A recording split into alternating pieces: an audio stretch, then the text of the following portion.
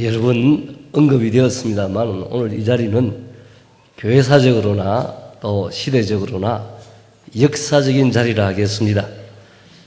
한국교회 100주년 기념관 이 역사적인 장소에서 역사적인 국제학술대회가 개최된 것은 오직 하나님의 은혜라 하겠습니다. 그리고 우리 이강부 목사님의 약 30년의 헌신과 열정의 열매라 하겠습니다. 오늘 이 국제학술대회가 주체가 이제 미국 덴버 신학교와 사단법인 힌돌 선교센터로 이렇게 되어 있습니다. 미국 덴버 신학교가 이 귀한 학술대회에 공동 주체로 참여하게 된 것은 오로지 정숙 박사님의 헌신적인 노력에 의한 것이라 하겠습니다. 존경하는 우리 이강모 목사님께서 힌돌 선교센터 여러 세미나에서 가끔씩 이런 말을 하십니다. 여러분, 이거 세계 최초입니다. 세계 최초요. 안 알아줘서 이게 이런 말들을 많이 합니다. 그러나 우리가 부족한 저희들이야 들어보면 세계 최초 같기도 하고 아닌 것 같기도 하고 그래서 때로는 참 남이 안 하는 그런 말을 가감하게 하심으로 해서 세례주의자라는 그런 비판도 받기도 하고 오해도 사고 또 고독한 길을 걸어 오셨습니다. 그런데 하나님께서 우리 이강복 목사님의 이 모든 이 업적들이 또 계시록에 있는 내용들이 이 시대에 너무 필요하고 한국교회나 세계교회에 필요하기 때문에 하나님이 천사 돕는 자를 보내주셨습니다. 그분이 정성욱 박사입니다. 우리 정성욱 박사님께서는 참 여러분 언급이 되었습니다만 세계적인 그런 조직신학교에서 덴버 신학대학원에서 이제 조직신학을 가르치고 계시는데 이분의 이렇게 소신 가운데 하나가 21세기는 서구신학과 아시아 한국신학이 통합이 되어야 된다. 이런 마음을 가지고 이 한국에서 태동한 한국적인 어떤 신학이 무엇이냐 하다가 이강무 목사님을 발견하게 된 것입니다. 이 세계적 신학자가 이강무 목사님을 찾아와서 작년 6개월 동안 함께 토론도 하고 교제도 하고 수없는 그런 또 이 토론 가운데서 우리 정성욱 박사님이 이강복 목사님의 모든 업적을 이름 지어 주었습니다. 이강복 목사의 계시록 신학이라고. 그래서 이 신학이 이제 그야말로 세계적인 신학이 되게 된 것입니다. 그리고 우리 정성욱 박사님은 이강복 목사님의 이 계시록 신학을 세계에 소개하고 또 세계적인 그런, 왜냐하면 우리 시대에 너무 필요하기 때문에 그래서 이분이 이제 또 여러 이강복 목사님의 저술도 번역을 하고 또는 이런 아이디어 가운데 하나가 국제학술대회라 할 수 있습니다. 우리 이강복 목사님 이건 잘 못할 것 같아요. 그런데 이런 국제학술대회가 되도록 그렇게 또 제안도 하시고 해서 오늘 할 수 있도록 만들어진 우리 정성욱 박사님. 정성욱 박사님의 이런 학력과 경력과 저서는 여러분이 가지신 그런 논문집에 보면 자세히 나와 있습니다. 정말 보면은 다양한 그런 학문적인 활동을 하시고 업적들을 남기고 계신 것을 볼 수 있습니다. 이 시간 이제 나오셔서 세계 복음주의 신학계에서의 역사적 전천주의의 현황이라는 제목으로 오늘 강의하시겠습니다.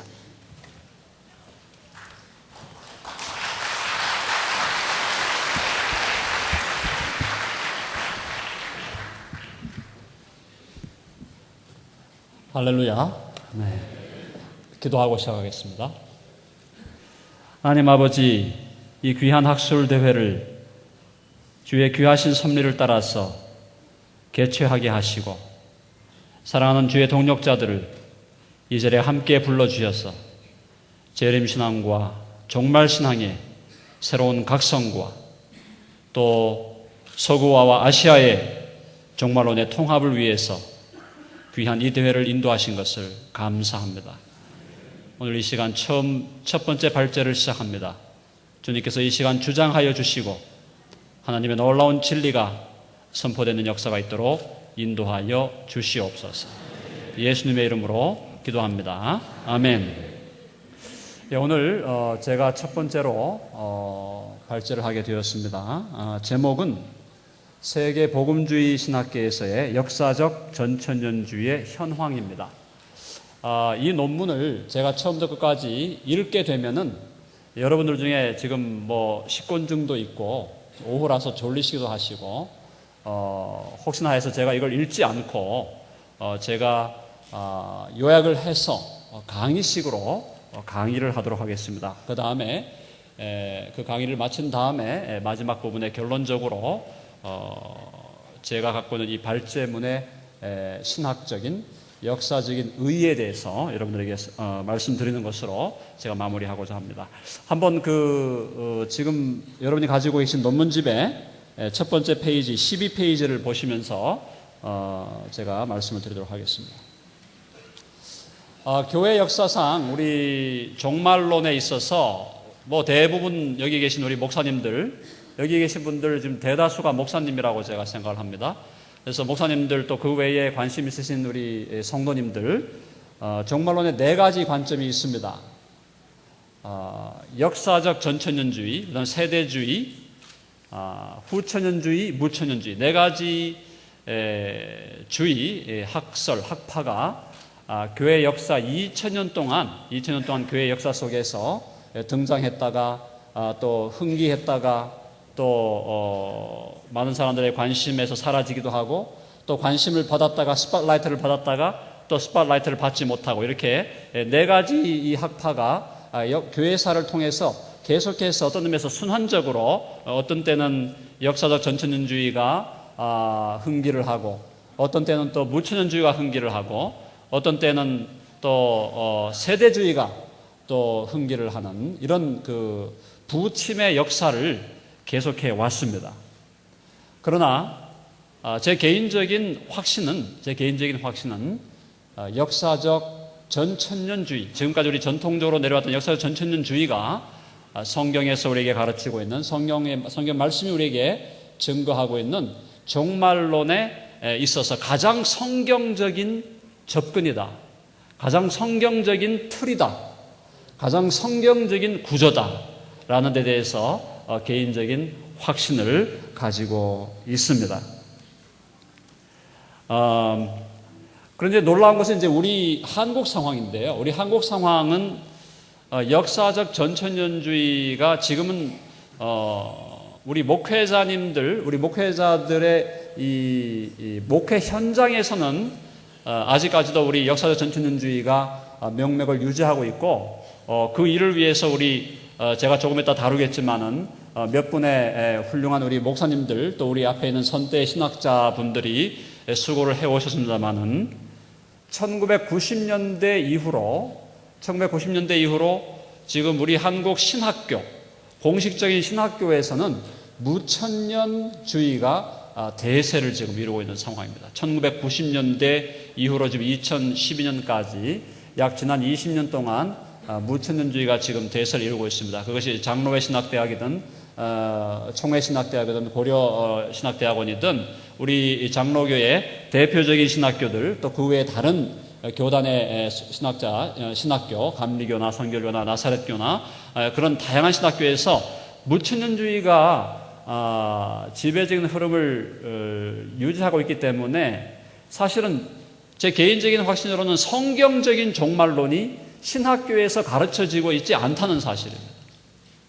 그러니까 신학교의 교수님들이 놀라운 연구도 하시고 많은 연구를 해오셨지만 성경에 가장 적합한, 성경과 가장 일치된 종말론적인 틀이 역사적 전천년주의라고 제가 개인적으로 확신하고 있는 상황에서 볼 때는 우리 한국의 신학교에서 성경적 종말론이 가르쳐지고 있지 않다는 사실, 그것이 우리 한국교회에 상당히 부정적인 역할을 하고 있지 않나, 이런 개인적인 믿음을 가지고 있습니다. 그런데 지금 제가 미국에서 신학자로서 덴버 신학교에서 사역을 하면서 미국의 복음주의권만을 살펴봤을 때는 놀랍게도 이미 미국 복음주의권에 전문적으로 훈련을 받은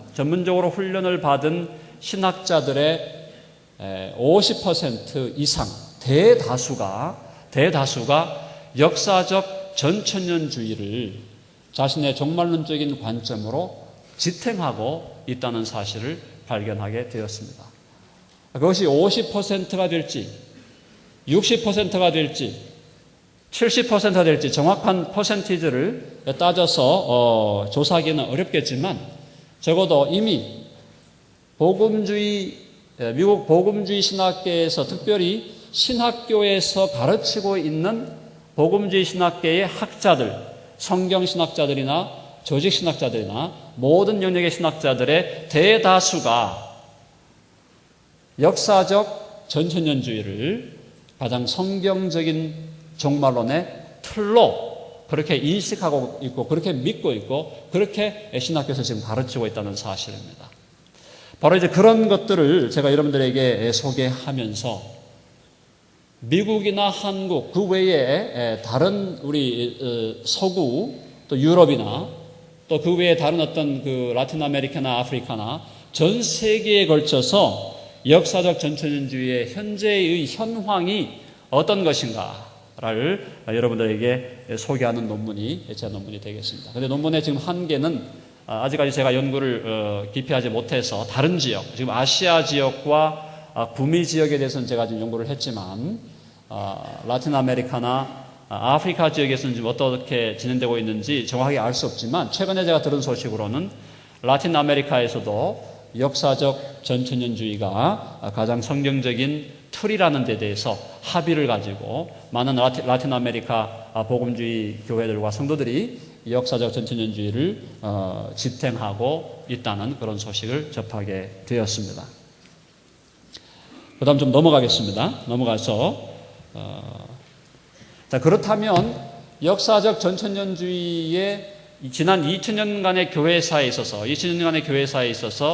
역사적 전천년주의는 어떤 그 역사를 지금까지 우리에게 보여줘 왔나 이걸 봤을 때 여러분들 가장 중요하게 우리가 이해해야 될 것은 초대교회 사도 요한이 요한계시록을 주님으로부터 계시록을 받아서 주님께서 보여주신 것을 기록한 것이 우리가 보통 우리 복음주의권의 학자들은 95년 정도로 보지 않습니까? 주후 95년에서 98년 정도로 우리가 보고 있는데 세례 요한이 요한계시록을 기록한 이후로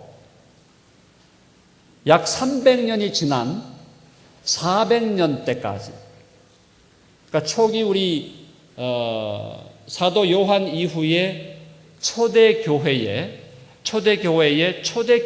세웠던 교회의 교부들의 압도적인 다수가 견지했던 바로 종말론이 역사적 전천년주의라는 사실을 우리가 꼭 기억해야 될 줄로 믿습니다. 그래서 초대교회 우리 교부 시대의 대표적인 우리 교부들을 들다면은 첫 번째가 폴리캅입니다. 폴리캅은 사도 요한의 제자였습니다. 사도 요한의 제자였고 폴리캅은 사실은 거의 90세가 될 정도까지 살면서 사도 요한이 죽을 별세에서 하나님 나라로 간 이후로부터 서머나 교회의 감독으로 사역하면서 사도 요한이 가르쳤던 역사적 전천년주의적인 종말론을 그가 계속해서 가르치고 그것에 입각해서 사역을 해왔습니다. 그래서 폴리캅의 그 순교 장면 여러분 기억하시죠? 폴리캅의 순교 장면에 있어서 주님께서 내가 지금까지 살아오는 동안에 나를 한 번도 배신한 적이 없는데 어찌 내가 주님을 배반할 수 있으랴 하면서 폴리캅은 순교의 죽음을 맞이했던 사람입니다. 폴리캅이 바로 사도 요한의 제자였다는 사실이 중요한 거예요. 사도 요한의 제자였던 폴리캅, 그 다음에 두 번째로 나오는 파피아스라는 또 교부가 있습니다. 파피아스와 폴리캅은 비슷한 세대를 살았고 동일하게 사도 요한의 제자였습니다.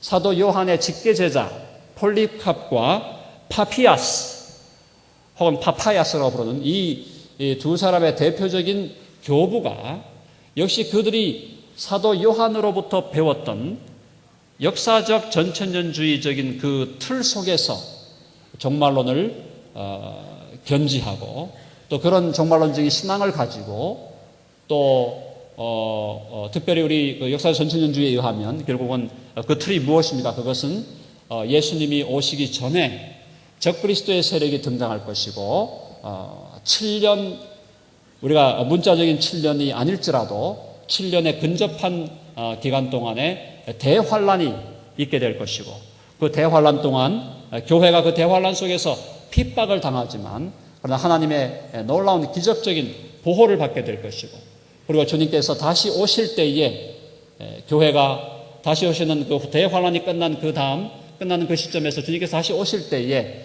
살아있는 성도들은 휴거되고 그때 이전에 죽었던 성도들은 부활해서 함께 이 지상의 천년 왕국을 이루어 주와 함께 천년 동안 다스릴 것이라는 것이 바로 우리 요한계시록이 우리에게 증거해주는 종말론인데 그 요한계시록을 기록한 요한의 제자였던 폴리캅과 파파야스가 바로 그런 종말론의 관점에서 목회하고 또 신학을 전개해 나가고 또 많은 사람들에게 종말론적인 신앙을 일깨워 왔다는 사실을 우리는 역사 속에서 발견하게 되는 것입니다.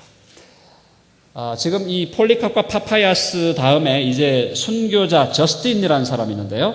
저스틴 마르토라는 사람. 이분이 이제 2세기로 넘어오는 거죠. 지금 폴리캅과 파파야스는 1세기와 2세기를 지금 함께 오버랩돼서 함께 이렇게 공유하는 사람이라면 순교자 저스틴은 2세기 때의 교부입니다.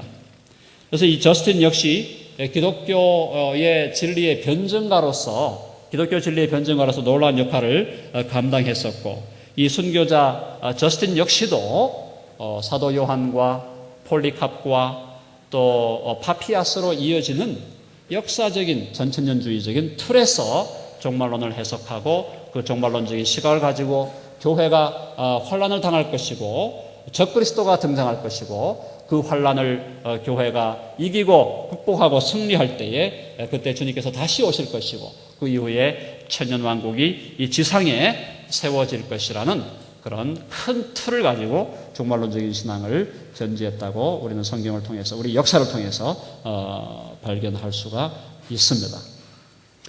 2세기에 등장한 교부 중에서 가장 탁월한 교부, 이 지금 2세기에 등장했던 교부들 많은 훌륭한 교부들이 있었지만 그 교부들 중에서도 가장 탁월한 그 성경 신학과 우리 구속사 신학을 전개했던 교부가 바로 이레니우스라는 사람입니다. 이레니우스라는 우리 교부 130년에서 202년까지 2세기를 대표했던 우리 교부인데 이레니우스라는 이 교부는 사실은 우리가 교회 역사상 10명의 가장 위대한 신학자를 꼽으라고 한다면 10명의 가장 위대한 신학자를 꼽으라고 한다면 바로 이 이레니우스가 반드시 보통 들어가게 되는데요. 그 탑 10 리스트에 들어가게 되는데 이 이레니우스가 많은 저작을 남겼는데 이 이레니우스의 종말론 역시 사도 요한과 폴리캅과 파피아스와 저스틴 마터가 순교자 저스틴이 지탱했던 그 역사적 전천년주의의 큰 틀을 가지고 이레니우스는 그것을 좀 더 견고하게 그 틀을 그가 형성하면서 결국은 그 우리 20페이지 잠깐 보시면 20페이지의 두 번째 패러그래프에 교회사가 그렉 앨리슨에 따르면 그 부분 제가 좀 읽어보겠습니다. 초대교회의 많은 사람들이 이레니우스의 종말론을 지지하였다. 이레니우스의 종말론은 그리스도가 오시고 적그리스도가 패배할 것이며 그리스도인들이 몸으로 부활하고 부활한 그리스도인들은 땅에서 그리스도와 함께 천년간 다스릴 것이며 천년왕국 이후 불신자들이 부활할 것이고 최후의 심판이 있을 것이며 마지막으로 하나님께서 영원한 천국과 지옥을 이루실 것이다라는 역사적인 전천년주의의 세련된 틀을 바로 이 이레니우스가 확립한 것을 교회사 속에서 우리가 발견하게 되는 것입니다. 그 다음에 또 자세히 다 설명을 드리려면 좀 시간적으로 여유가 없기 때문에 히폴리투스, 지금 2세기와 3세기에 걸쳐서 이레니우스의 제자였고요. 그 다음 넘어가서 터틀리아누스는 터틀리안이라고 우리가 보통 알고 있는데 이 라틴 교부죠. 라틴 교부들 중에 특별히 삼위일체론을 정립하는 데 지대한 공헌을 한 교부입니다. 이 터틀리아누스가 160년에서 225년까지 짧은 생애를 살면서 그가 역시 역사적인 전천년주의의 틀에서 종말론을 지탱해 왔습니다. 락탄티우스 최초의 기독교인 로마 황제였던 콘스탄티누스의 신학 자문, 기독교를 로마 제국에 공인했던 그죠? 콘스탄틴 대제, 그 콘스탄틴 대제의 신학 자문 역할을 했고 콘스탄티누스의 아들의 가정교사 역할을 했던 아주 상당히 공중에서 중요한 역할을 했던 이 락탄티우스라는 교부 역시 240년, 그러니까 3세기죠. 3세기 중반에서 4세기 초반까지 320년까지 교회를 위해서 수고하면서 역사적 전천년주의적인 종말론을 주창하고 그 틀에서 신학 작업을 했던 것을 우리는 발견하게 되는 것입니다. 그러니까 결국 간단하게 말하면 초대교회 이후에 교부 시대에 특별히 400년 정도가 될 때까지 초대교회, 우리 교부시대 교회의 90% 이상의 우리 교부들이 역사적 전천년주의를 지지했다는 사실. 이거 하나만 가지고도 사실은 역사적 전천년주의가 가장 성경에 가깝다라는 주장을 할 수 있을 정도로 초대의 교회의 교부들은 이런 부분에 있어서 합의를 했다는 것을 우리는 발견하게 되는 것입니다. 자, 그런데 이제 문제는 그다음부터 이제 이 4세기로 들어가면서 이제 4세기, 5세기로 넘어가면서 역사적인 전천년주의가 쇠퇴하게 됩니다. 그 쇠퇴하게 되는 원인이 보통 세 가지로 드는데 특별히 이제 가장 대표적인 원인 중에 하나가 바로 성경을 영해하는, 성경을 영적으로 해석하는 알레고리 학파, 그러니까 철학적 알레고리죠. 철학적인 그 알레고리를 주장하는 알레고리 학파가 등장하게 되는데 이 알레고리 학파의 등장에 있어서 대표적인 역할을 했던 사람이 바로 오리겐이죠. 오리겐이라는 그 당시 교부, 또 클레멘트 같은 그런 교부들이 영해하는, 성경을 문자적으로 문법적으로 해석하는 것을 거부하고 성경을 철학적인 관점에서 알레고리컬하게 해석해내는 그런 성경 해석학을 주창하게 되면서 이 오리겐 이후에 우리 그 27페이지 보면 티코니우스라는 사람이 나옵니다. 오리겐의 영향을 받은 티코니우스라는 사람이 4세기 후반에 살았던 사람인데 이 사람이 요한계시록을 영해해버린 거예요. 영해했다는 건 뭐냐면 요한계시록이 미래에 장차 될 일이라고 분명히 요한계시록이 말씀하고 있는데 그 요한계시록이 미래에 장차 될 일로 역사적으로 일어날 사건이라는 것을 분명히 요한계시록이 말씀하고 있음에도 불구하고 요한계시록의 사건을 그냥 영적인 의미만을 파악하려는, 영적인 의미만을 파악해서 영적인 교훈만을 얻어서 영적인 교훈을 우리의 삶 속에 적용하려고 하는 그런 그 해석학을 티코니우스라는 사람이 발전을 시키게 됩니다. 근데 중요한 것은 이 티코니우스의 영향을 받은 교부가 있는데 바로 그 교부가 누구냐? 어거스틴이었다는 것이죠. 어거스틴의 영향력이라는 것은 지대하거든요. 그러니까 어거스틴이 티코니우스, 오리겐의 영향을 받고 오리겐의 영향을 받은 티코니우스에 의해서 어거스틴이 티코니우스의 그 철학적 알레고리, 영해의 해석학을 수용하면서 결국은 이 어거스틴이 나중에 하나님의 도성이라는 책에서 무천년주의를 주장하게 되는 것입니다. 그러니까 사실 이때 지금 우리가 중요한 것은 한 가지 우리가 기억해야 될 건 뭐냐면 어거스틴이 신학적인 작업을 할 때는 교회에 대한 핍박이 사라졌다는 거예요.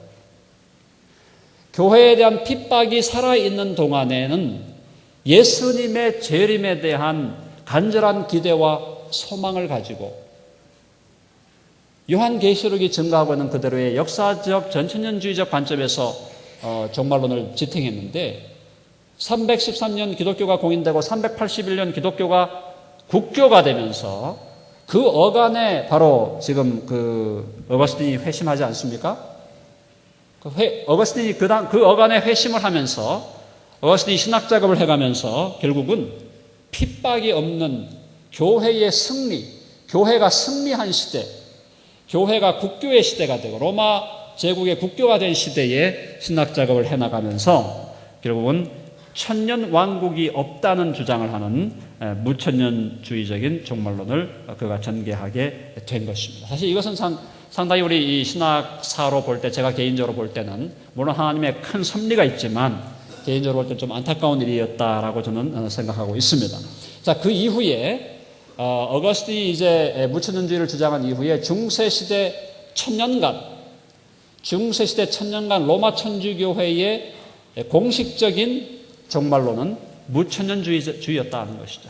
무천년주의가 로마 천주교회의 공식적인 종말론이 되고 지금 현재도 21세기 지금 현재도 로마 가톨릭 로마 천주교회는 지금도 무천년주의가 그들의 공식적인 입장이 되어 있습니다.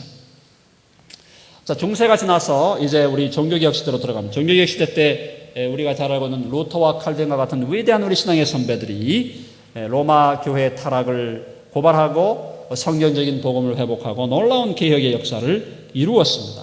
그래서 그때 우리 루터와 칼빈에 의해서 특별히 가장 회복된 가장 중요한 진리가 무엇입니까? 그것이 바로 이신칭의, 오직 믿음, 오직 은혜, 오직 예수 그리스도, 오직 성경이라는 그 놀라운 진리를 우리 루터와 칼빈이 회복을 했음에도 불구하고 루터와 칼빈이 종말론의 영역에서는 로마 가톨릭이 갖고 있었던 무천년주의적인 틀을 깨지 못했어요. 그것이 바로 저는 이 종교개혁의 미완의 종교개혁이다라고 저는 생각을 하고 있습니다. 그게 뭐냐? 종교개혁이 로마 가톨릭의 구원론의 잘못, 율법의 행위, 예수 믿음의 인간의 행위를 덧붙여서 구원받는다라고 하는 로마 가톨릭의 잘못된 구원론을 혁파하고 오직 예수 그리스도에 대한 믿음만으로 우리가 의롭다함을 얻고 의롭다함을 받은 우리가 성령의 능력을 힘입어 성화의 과정을 이루어간다는 복음적인 진리를 회복했음에도 불구하고 종말론의 영역에서는 루터와 칼빈이 무천년주의로 남는, 그래서 어떤 의미에서 미완의 종교개혁으로 끝난 것이다. 그 당시에 종교개혁이 위대한 종교개혁의 역사를 이루었음에도 불구하고 종말론의 영역에서는 우리 개혁자들이 충분히 관심을 기울일 만한 여과가 없었습니다. 충분히 관심을 기울이고 종말론을 연구할 만한 그런 어떤 시대적 상황도 안 되었고요. 그러다 보니까 루터와 칼빈이 그 종말론 부분을 사실은 아주 자세하게 다루지 못하고 넘어갔는데 다행히 우리 29페이지에 보시면 16세기와 17세기에 살았던 우리 종교개혁의 바로 직계 후손들이었던 요한 하인리히 알스테드라는 이 독일인이에요. 독일인. 그 다음에 우리 영국계의 미드라는 사람이 있습니다. 미드, 조셉 미드. 이 두 사람이 여러 16세기 말에서 17세기 초반에 살았던 사람들인데 이 조셉 미드는 이제 청교도였습니다. 청교도였고 그 다음에 이 알스테드는 독일인이기 때문에 청교도적인 영향을 받지 못했지만 어쨌든 이 두 사람이 종교개혁자 루터와 칼빈이 회복하지 못한 역사적 전천년주의를 이 사람들이 회복하게 되는 것이죠. 그래서 16세기 말과 17세기에 들어오면서 알스테드와 미드를 통해서 역사적 전천년주의가 새롭게 회복되는 역사를 하나님께서 우리에게 허락해 주셨던 것입니다. 그 다음에 이제 넘어가서 30쪽에 보니까 역사적인 전천년주의가 바로 이분들에 의해서 회복이 된 이후에 우리가 신앙적으로 많이 존경하는 청교도 신학자들 중에서 특별히 여러분 우리 장로교 신앙 고백의 장로교의 신조 중에 대표적인 신조가 웨스트민스터 신조 아니겠습니까? 웨스트민스터 신앙 고백, 웨스트민스터 대요리문답, 소요리문답인데 웨스트민스터 신앙 고백을 작성했던 웨스트민스터 의회에서 모여서 웨스트민스터 신앙 고백을 작성했던 믿음의 선배들 중에 그 퓨리탄들, 그 청교도들 중에 대표적인 한 사람이 바로 토마스 굿윈이라는 사람이 있습니다. 이 토마스 굿윈이라는 사람을 필두로 웨스트민스터 의회에서 웨스트민스터 신앙 고백을 작성했던 물론 대다수는 아니었지만 소수의 우리 청교도 신앙의 선배들이 역사적 전천년주의를 다시 회복하고 그들의 역사적 전천년주의를 다시 그들의 신학적인 종말론적인 틀로 회복해내는 역사를 이룬 것을 우리 역사 속에서 발견하게 되는 것입니다. 그 이후에 뉴잉글랜드로 넘어온 영국에서의 핍박을 견디지 못해서 신대륙으로 신앙의 자유를 찾아서 넘어왔던 우리 위대한 믿음의 선배들 역시 역사적 전천년주의를 지탱하는 그런 모습을 보여주었습니다. 자, 그 다음에 이제 근대교회에서 우리 그 31조 근대교회 시대 여기 역사적 전천년주의 중요한 사람들 지금 제가 많이 언급을 했고요. 32페이지에 헨리 드러먼드라는 이 영국 사람 19세기 초반에 영국에서 The Albury Conference라는 이 컨퍼런스 약 5년간 지탱된 이 컨퍼런스를 통해서 역사적 전천년주의가 회복이 되고 19세기에 들어와서 영국과 독일의 대표적인 주석가들이 역사적 전천년주의적인 관점에서 요한계시록을 해석하게 되었습니다. 이런 상황에서 이제 19세기의 영국에 우리 존 넬슨 다비를 중심으로 해서 세대주의가 생기게 되는데 세대주의에 대해서는 이제 나중에 우리 크레이크 람버그 교수님께서 또 말씀을 하시겠지만 세대주의라는 이 흐름은 역사적 전천년주의에 비교했을 때 이미 성경적으로 그것을 우리가 논리적으로 우리가 반박할 수 있습니다만은 역사적으로 봤을 때도 이미 역사적 전천년주의보다는 1800년 이후에 나온 거다. 그러니까 세대주의라는 흐름은 19세기 중반에 나온 거잖아요. 19세기 중반에 나온 거니까 지금 200년 정도의 역사가 또 되지 않은 것이다. 역사적으로 봐도. 그리고 세대주의가 그런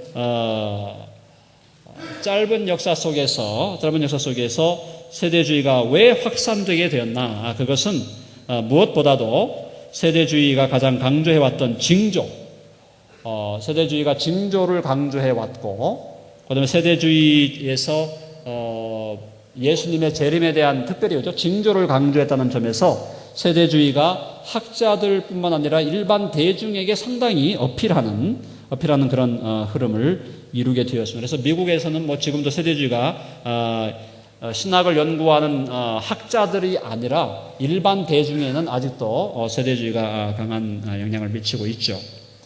우리나라에서는 이제 1960년대 이후에 오순절주의 운동이 영향을 미치면서 조영기 목사님을 비롯한 그런 오순절주의 운동을 중심으로 세대주의가 우리나라에도 들어와서 지금 일반 대중에게 여전히 영향을 미치고 있습니다.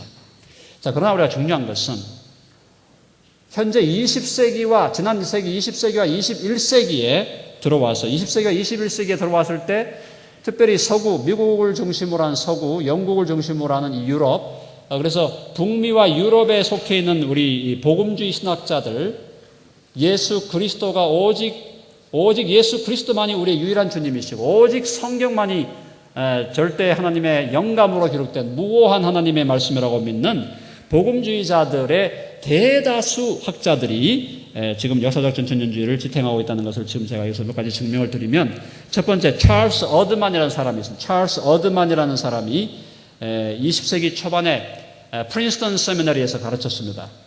프린스턴 신학교에서 찰스 어드만이 실천 신학을 가르치는데 이분이 20세기 미국의 역사적 전천년주의를 새롭게 각성시킨 분이었어요.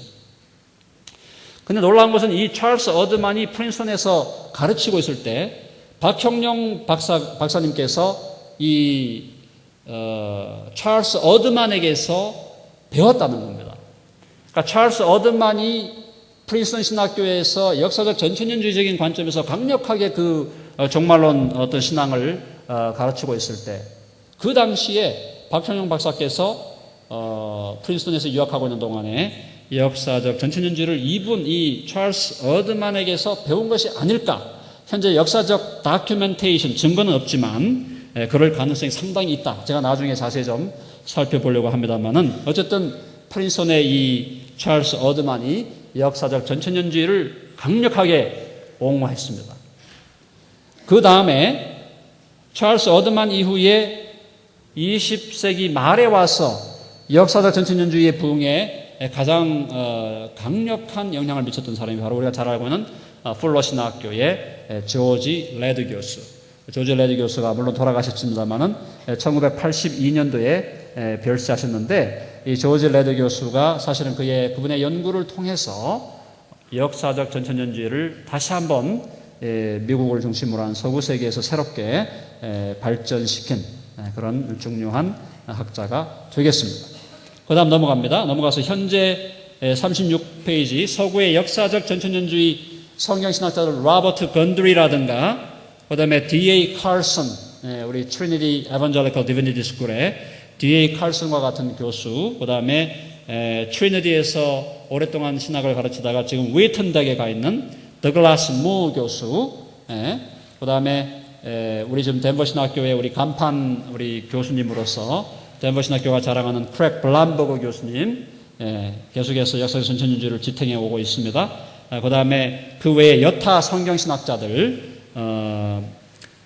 위트워스 대학의 총장을 역임한 로버트 마운스, 그 다음에 현재 트리니티 복음주의 신학대학원의 신약학 교수인 그랜트 아스본, 에즈베리 신학대학원은 감리교 신학대학원이죠.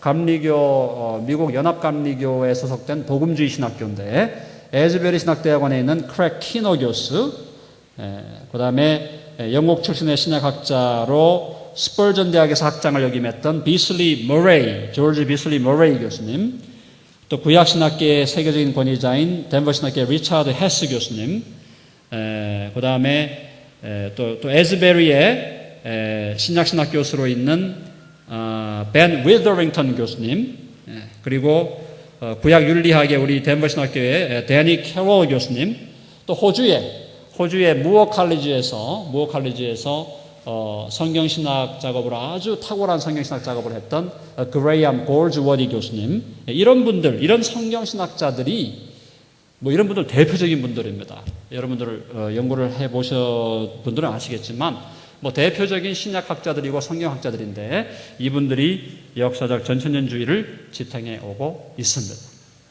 그 다음에 성경신학자들뿐만 아니라 조직신학자들 중에 밀러드 에릭슨, 우리 한국에 잘 알려져 있는 침례교 조직신학자, 그 다음에 또 우리 한국에 널리 알려져 있는 웨인 그루뎀 같은 조직신학 교수, 그 다음에 덴버 신학교의 브루스 데모레스트 조직신학 교수, 이런 분들, 이런 대표적인 분들이 역사적 전천년주의를 가장 성경에 근접한, 요한계시록이 또 우리 마태복음, 우리 예수님의 마태복음 24장, 마가복음 13장, 누가복음 21장이 우리에게 증거하는 성경의 종말론에 가장 근접한 트리오 구조라는 사실에 대해서 합의하는 이런 신학자들이 서구에 포진하고 있다. 이렇게 여러분들이 이해하시면 되겠습니다.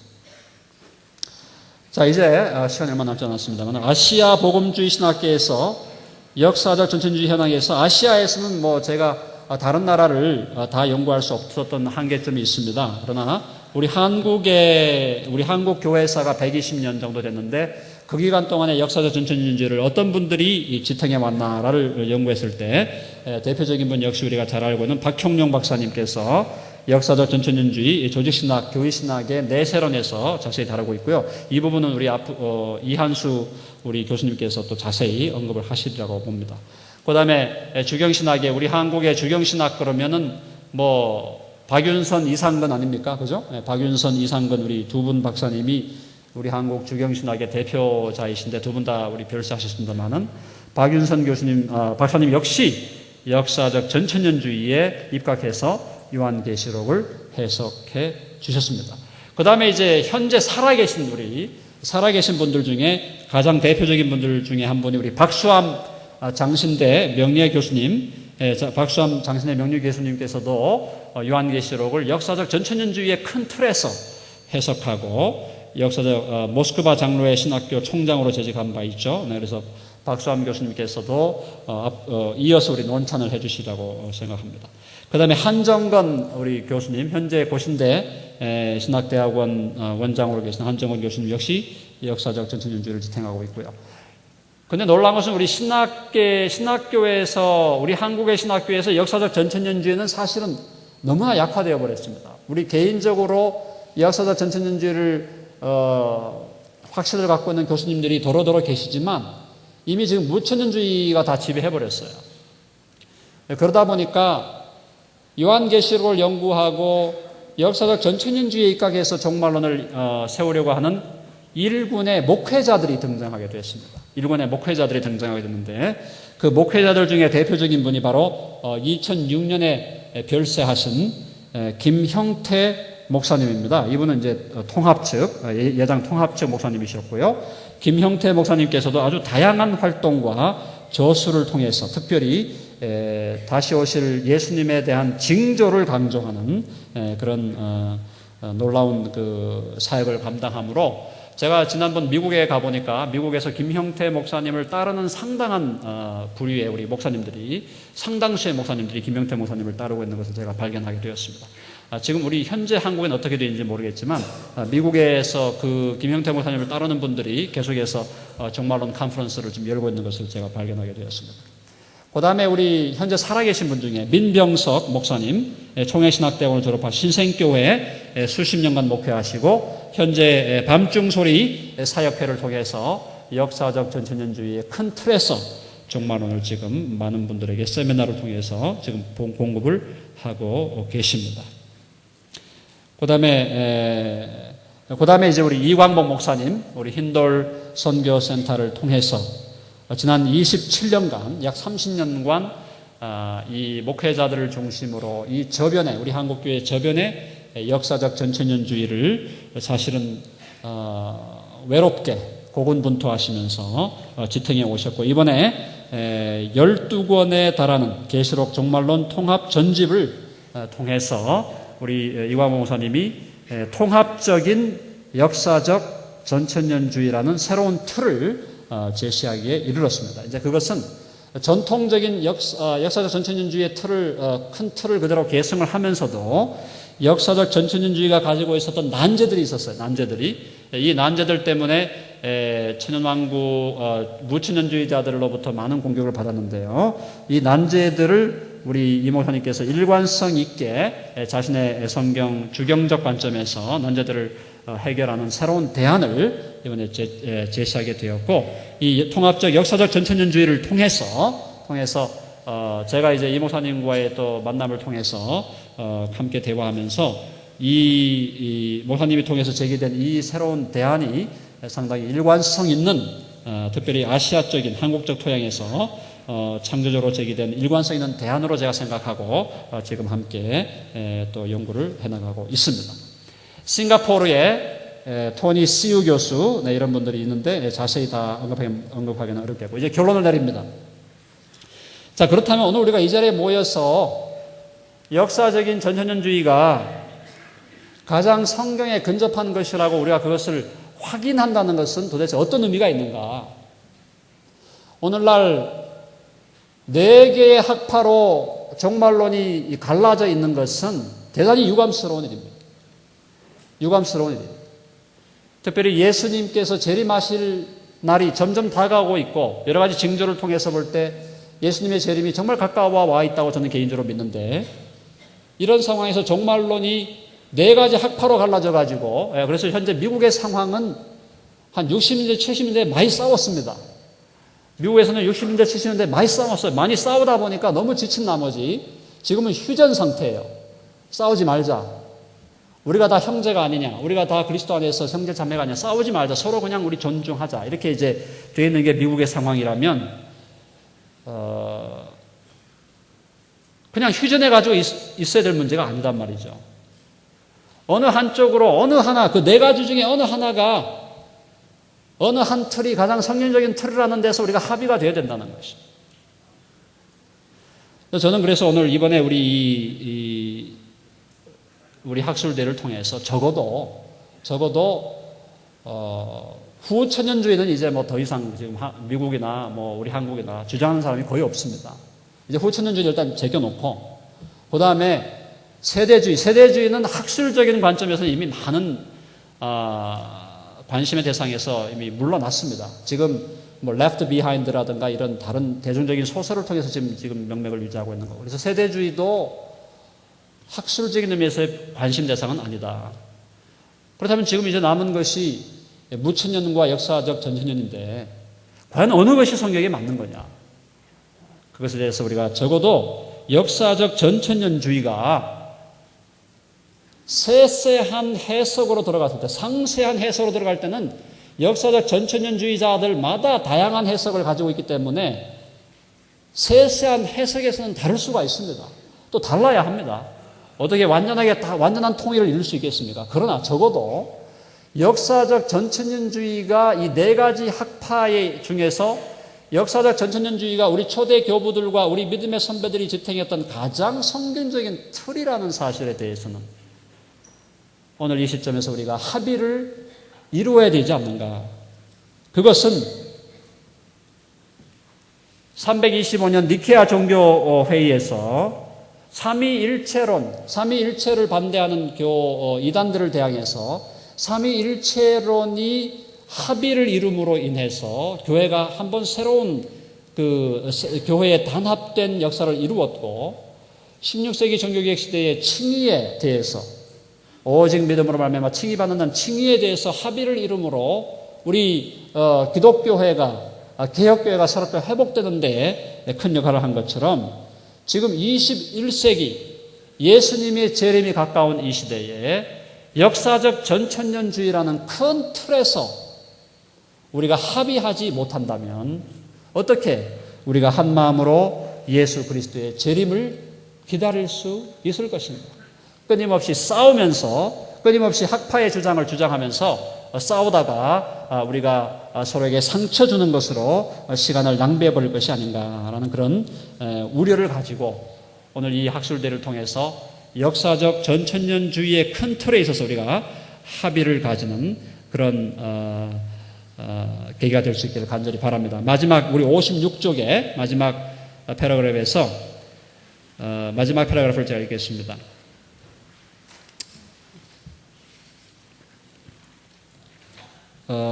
거기 그 첫째 줄에 마찬가지로 종말론의 큰 틀에서 합의가 이루어져야만 교회는 종말론과 관계된 온갖 오류와 이단들을 논박하고 주님의 재림을 준비할 수 있을 것이 아닌가.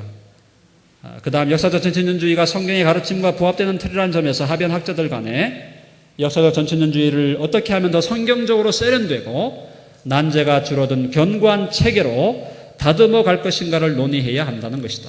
물론 어느 누구의 체계와 해석도 완전할 수는 없다. 하지만 역사적 전천년주의를 점진적으로 더 성경에 근접하도록 세련되게 다듬는 일은 가능하고 또 반드시 필요하다.